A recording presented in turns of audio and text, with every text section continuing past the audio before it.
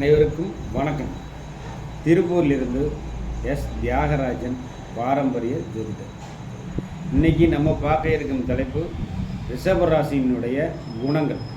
ரிஷபராசிக்காரங்க குணம் எப்படி இருக்குது அப்படின்னு பார்த்தோம்னா, ரிஷபராசி என்பது உங்களுக்கு சுக்கிர பகவானினுடைய ஆதிக்கப்பட்டது.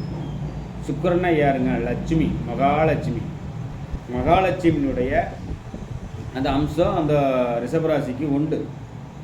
காசு பணம் சம்பாதிக்கக்கூடிய எண்ணம் அதிகம். பணம்ன்ட்டு காசு பணம் சம்பாதிக்கக்கூடிய எண்ணங்கள் ஜாஸ்தி.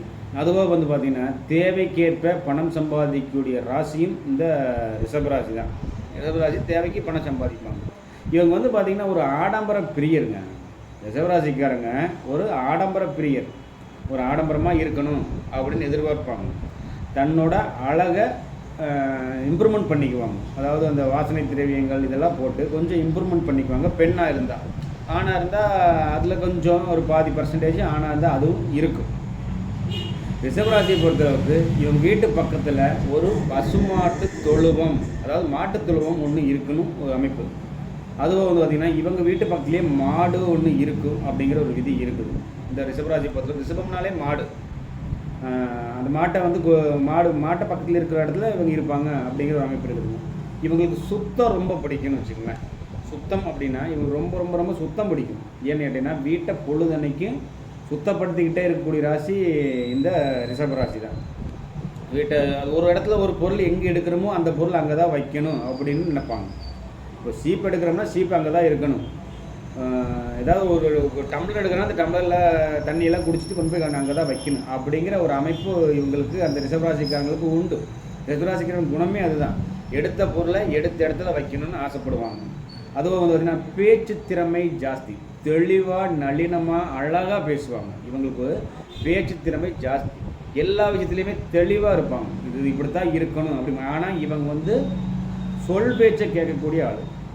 சுயபுத்தி இல்லை. அதாவது சுயபுத்தினால் சொல் பேச்சை 4 பேர்த்துக்கிட்ட கேட்டுட்டு அதில் ஒரு முடிவு எடுப்பாங்க. அந்த முடிவில் இவங்க தீர்க்கமாக இருப்பாங்க. இவங்க தீர்க்கமாக இருப்பாங்க அப்படிங்கிறது.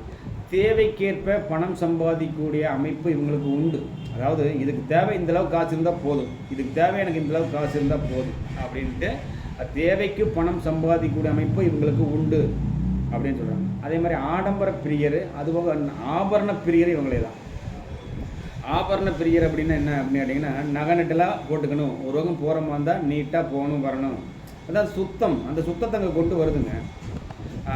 ஆடம்பரம் அப்படின்னாலே ஒரு நீட்டான ட்ரெஸ் பண்ணணும் அப்படி. இவங்களுக்குலாம் ஒயிட் ரொம்ப பிடிக்கும். வெள்ளை கலரில் ஒரு ட்ரெஸ் போடுறதா இருந்தாலும் அந்த அதாவது வெளிமைன்னு சொல்லுவாங்க இல்லைங்களா, வெளிர் நிறம், இந்த மாதிரி ஒரு ட்ரெஸ் பண்ணுறதுமோ ஒரு நீட்டாக இருக்கிறதுமோ ஒரு அந்த மாதிரி பிடிக்கும். இவங்களுக்கு இந்த டார்க்காக இருக்கிறது இவங்களுக்குலாம் பிடிக்காது.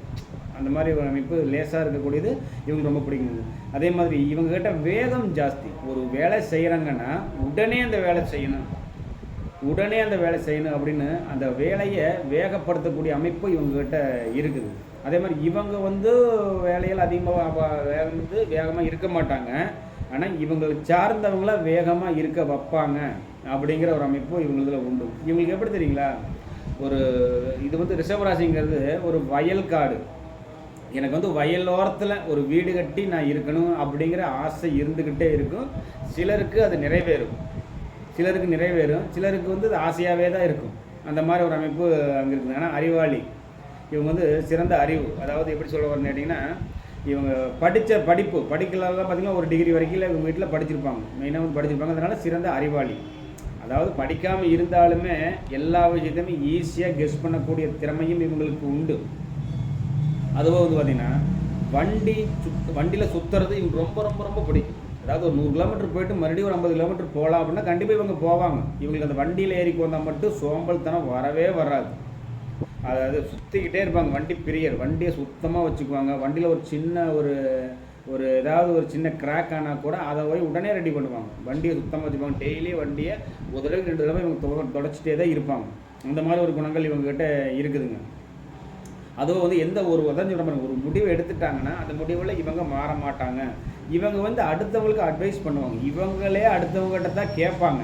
எந்த விஷயமா இருந்தாலும் இவங்களே அடுத்தவங்ககிட்ட தான் கேட்டு தெரிஞ்சுக்கிறாங்க. ஆனால் இவங்க போய் அடுத்தவங்களுக்கு நீ இப்படித்தான் இருக்கணும் அப்படித்தான் இருக்கணும் அட்வைஸ் பண்ணுவாங்க.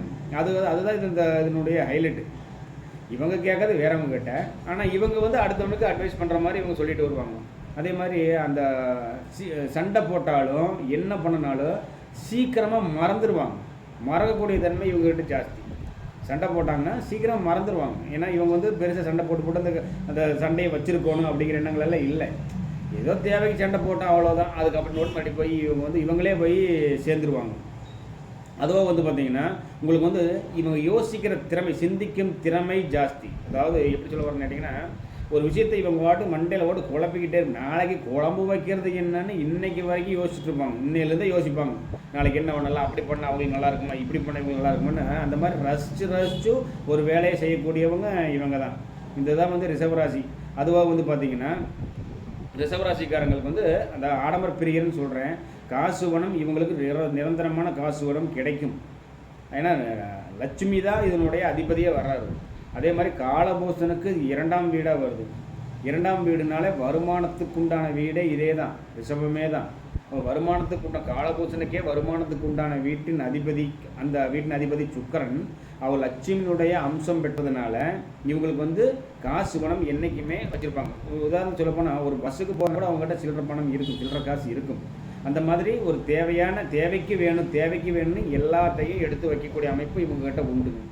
அதே மாதிரி சுத்தத்திலலாம் நம்ம போக வேண்டிய அவசியம் இல்லை. பேச்சு நடினம் பேச்சில் நீட்டாக பேசுவாங்க, முடிப்பாங்க, அடுத்தவங்ககிட்ட சண்டை பண்ணுவாங்க. ஆனால் இவங்களுக்கு கூட்டம் ரொம்ப பிடிக்கும். அதாவது 4 பேர் இவங்களை மதிக்கணும், நம்ம அந்தளவுக்கு நம்ம இருக்கணும் அப்படிங்கிற ஒரு கூட்டத்தை இவங்க சேர்த்திக்குவாங்க.